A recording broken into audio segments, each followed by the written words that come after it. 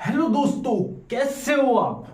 दोस्तों, मैं पीयूष आर्य आपके सामने फिर हाजिर हूं नेक्सा कंपनी से जुड़ी एक और नई सनसनीखेज खबर को लेके। सनसनीखेज ये शब्द आप बिल्कुल सही सुन रहे हैं। साथियों, आप जो ये मीटिंग अटेंड करने के लिए मंगलवार को जो जयपुर जाने की सोच रहे हो, उससे पहले ये तो जान लो कि कमेटी है क्या। बहुत सारे लोगों को ये चीज नहीं पता होगी, लेकिन मैं यहां आपको आज एक ऐसी सच्चाई बताना चाहता हूं जो आज तक आपने ना सुनी, ना आपको पता है, ना आप अनुमान लगा सकते हैं। चलो कोई नहीं, मैं यहां किसी व्यक्ति विशेष का नाम नहीं लूंगा, लेकिन आप सब लोग समझदार हैं तो ऐसी उम्मीद करूंगा कि आप समझ जाएंगे कि आखिर ये कमेटी की शुरुआत कहां से हुई। साथियों, एक अपने जीवन में एक मनुष्य दिन था जिस दिन वो कंपनी से पैसा आना बंद हुआ। फिर उसके बाद हम लोगों ने इधर उधर आपस में बातचीत की और शुरुआत हुई पलनावा से। वहां से एक मूवमेंट स्टार्ट हुआ और वो पहुंच गया सारा अब जयपुर की ओर, अपन राजधानी के अंदर जमा के बैठ गए अपना डेरा। बात है साथियों ये तकरीबन 2 मार्च की। 2 मार्च को बातचीत होती है। लगभग नहीं, कंफर्म 37 आदमियों का नाम कमेटी के तरफ से नॉमिनेट होता है कि ये व्यक्ति हैं, ये कमेटी के अंदर जुड़ेंगे। लगभग उसके अंदर हर स्टेट जहां जहां से पीड़ित थे वहां से वो लोग थे, और लगभग 1 या 2 तकरीबन कुल मिला के 37 आदमी थे जिनका नॉमिनेशन होना था कि ये कमेटी में अधिकृत रूप से काम करेंगे। फिर 7 ही कैसे बचे? आखिर ऐसा क्या हुआ? फिर हुआ भाई साहब कि सबसे आईडी मंगवाई गई, फोटो मंगवाई गई, सारी चीज सबने अपने अपने अपने हिसाब से भेजी और भेज के सबके पास पहुंची। लेकिन जो रजिस्ट्रेशन करवाने गए थे उन लोगों ने वहां नाम डाले केवल सॉरी, एक ज्यादा हो गया, 7 आदमियों के। 7 आदमियों में 4 लोग अपने जयपुर से थे और 3 लोग ऐसे थे कि जिनको जिस उम्र में आके भारत सरकार भी रिटायर कर देती है उस उम्र के लोगों को जोड़ा गया। कहने का मतलब, मैं साथियों थोड़ा खुला खुला कहना चाहूंगा, यहां उन 3 आदमियों के बारे में बताना चाहूंगा। पहले थे 70 साल के अपने रुगा राम जी साहब हैं, अध्यक्ष साहब वो। दूसरे उनके अंदर जो थे अपने लगभग 65 वर्ष के हैं, अपने सामोता जी हैं वो। और तीसरे जो हैं 60 वर्ष के अपने विद्याधर साहब हैं वो। मतलब 3 लोग हो गए जो 60+ हो गए, यहां मैं बिल्कुल कह सकता हूं। यहां 4 लोग थे, यहां आप सबको पता है कौन थे कौन नहीं थे। अब साथियों 37 लोगों से आके अपना सुइया अटक गया 7 पे। मैं तो अपने घर पे था, मेरे को तो पता ही नहीं, और मैं घर पे हूं, आप भी घर पे थे, आपको भी पता नहीं। अपनी तरफ से कमेटी अब 37 की नहीं, अब 7 लोगों की कमेटी हुई। डन। 7 लोगों में फिर एक सिफारिश चली। क्या चली वो?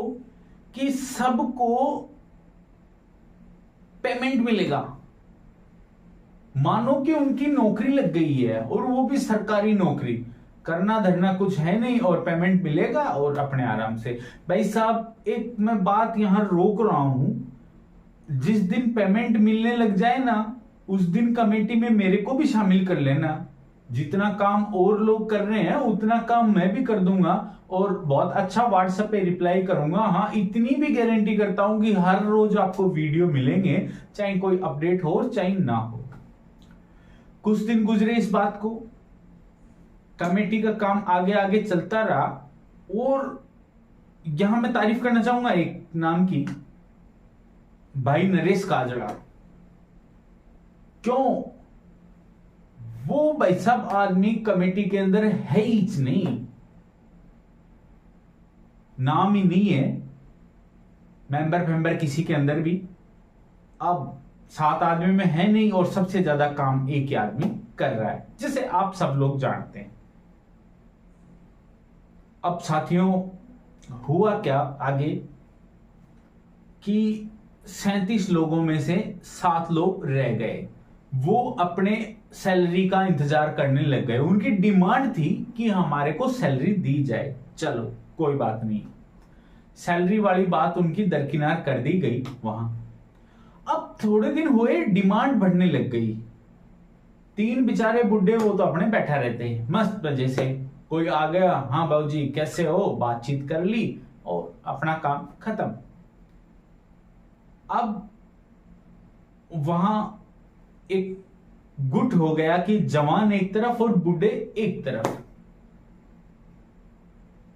यहां मैं आपको एक चीज और क्लियर कर दूं कि कमेटी के अंदर एक भाई खुमान सिंह के जो डाउन लाइन है वो ओपीजी साहब हैं। मतलब ये हुआ कि ये एक ही लाइन के आदमी हैं जो कमेटी के अंदर एक जगह बैठे हुए थे। अब ये सिस्टम हुआ कैसे वो तो सब प्रभु जानता है कि एक ही लाइन के 2 आदमी एक साथ जुड़े हुए हैं और इधर जो लगभग 60,000 पीड़ित हैं उनमें से और लोग ही नहीं है। चलो इस बात को अभी अपन जाने देते हैं। फिर साथियों हुआ क्या कि वहां उन्होंने चंदा मांगा। उनकी रोज रोज की डिमांड बढ़ने लग गई। अपनी जो भी डिमांड होती थी वहां अध्यक्ष साहब को किसी ने नहीं कहा, लेकिन थर्ड पर्सन को और जो भी कोई होता उसको सब कहते। साथियों यहां मैं गलती सिर्फ कमेटी वालों की नहीं मानूंगा, आगे सुनिए आप। धीरे धीरे डिमांड बढ़ने लग गई तो लोगों को यूं लगने लग गया कि हाँ यार अब ये नहीं चल पाएगा, क्योंकि उस डिमांड को कोई भी पूरा नहीं कर सकता और जो पैसे देने वाला है वो आदमी जेल में बैठा है। ये मैं भी जानता हूं और आप भी जानते हैं कि जिसके पैसे आने हैं वो जेल में बैठा हुआ है। अब साथियों क्या हुआ कि वहां लोगों से 1000, 500, 1100 रुपए करके कुछ लोगों से पैसे लिए गए। लगभग नहीं, कंफर्म 65 आदमी थे वहां। 65 आदमियों से पैसे लिए गए। जिस दिन उन 65 आदमियों का केस लड़ने के लिए वकील साहब कोर्ट पहुंचे और लोग पहुंचे तो उनको पता चला कि उनके वकील साहब ने वकालतनामे पर साइन ही नहीं किए हुए हैं, मतलब कि वो उनका केस नहीं लड़ रहे हैं। वो शायद केस आज भी चल रहा है और 3, 4, 5 लोगों का ही वो केस लड़ रहे हैं। वकील साहब केस चल रहा है लेकिन 65 आदमियों का नहीं, 3, 4, 5 आदमियों का ही केस लड़ रहे हैं। हो सकता है कि वकील साहब की कुछ रेट्स बढ़ गई होंगी या और भी कोई कारण हो सकते हैं इनके। मैं उनके निजी जीवन में नहीं झांकना चाहूंगा। यहां मैं जितनी मैंने सोर्सों से जानकारी इकट्ठा की है पिछले 5 दिनों में और जितना मेरे को शुरू से पता है आपको सिर्फ वो ही चीज मैं बताऊंगा यहां। अब साथियों होता क्या है, धरना अपना चला रहता है, लोग आते रहते हैं जाते रहते हैं, लेकिन यहां भाई साहब किसी लोकल ने सपोर्ट नहीं किया था। ये मैं आपको बता दूं कैसे नहीं किया था कि जो जयपुर के लोकल लोग थे वो वहां सोने के लिए पहुंचते ही नहीं थे। मिलता कौन था वहां, 3, 4 बुड्ढे मिलते थे और 6, 7 लोग ग्वालियर से आए हुए थे। अब जो आदमी ग्वालियर से यहां बैठा हुआ कितने दिन तक बैठेगा, एक दिन तो जाएगा। उधर से वो जाना शुरू हो गई ग्वालियर वाली टीम और संडे वनडे को कभी धरना वरना में कोई मीटिंग होती तो बहुत सारे लोग पहुंच जाते, लेकिन वो भी बड़े पंचुअल निकले। अपना टाइम हुआ नहीं कि वहां से गायब। रात को सोने के लिए कोई वहां नहीं गया, यहां तक कि मैं भी नहीं गया और मेरी तो बहुत सारी मजबूरियां हैं, आप सभी को पता है। हो सकता है कि ये मेरा लास्ट वीडियो हो क्योंकि मेरे को पैसे मिलना नहीं है, तो मैं अपना जो मेन उद्देश्य ध्येय मेरा है पढ़ाई करने का वो भी क्यों खो मैं यहां। हो सकता है, मैं कंफर्म नहीं कहूंगा, अगर मेरे को कुछ दिखेगा इसमें तो मैं जरूर आगे तक जाऊंगा। अगर नहीं दिखेगा, यूं लगेगा कि मेरा पैसा अभी नहीं आने वाला है, तो मंगलवार के बाद मेरे को कोई एक अच्छा डिसीजन लेना पड़ेगा। लेकिन तब तक हूं तब तक मैं आपको इसकी जो भी सच्चाई है, जहां तक मैं पहुंच पाया हूं, दुनिया का हर स्रोत यूज करके आपको वो सच्चाई में दिखाने की यहां और बताने की कोशिश करूंगा। मंगलवार बुधवार तक शायद अपना कंफर्म हो जाएगा। बात आगे की करते हैं। लोकल्स ने सपोर्ट किया नहीं साहब, बाहर वाले कितने दिन तक रहते और आके यहां और अपना धरना हो गया, सब खत्म। अब क्या? जिस दिन धरना चल रहा था तब तक यूं मानो कि ऐसे था कि मेरे सिर पे आसरा है, लेकिन जिस दिन धरना खत्म हुआ ना, यकीन मान के चलो, ईमान धर्म से मैं कह रहा हूं यहां, कि उस दिन यूं लगा कि शायद मेरे ऊपर से आसरा छिन गया है। साथियों, मैं पर्सनली इससे बहुत आहत हुआ था। पता नहीं आप लोग भी मेरी जैसे ही हैं और आप भी आहत हुए होंगे। साथियों, ये कहानी अभी खत्म नहीं हुई है, ये कहानी और आगे तक चलेगी, लेकिन इसका पार्ट 2 है, उसके लिए आपको थोड़ा इंतजार जरूर करना पड़ेगा। मेरी भी कुछ मजबूरियां हैं, अभी YouTube की 2 स्ट्राइक, एक्टिव स्ट्राइक झेल रहा हूं, तो उनको भी मैं फुलफिल करना चाहूंगा अपने हिसाब से। तो साथियों, इसका पार्ट 2 आप बिल्कुल बताऊंगा मैं, तब तक आप बने रहें। आगे क्या हुआ क्या नहीं हुआ, हर वो कहानी पता चलेगी।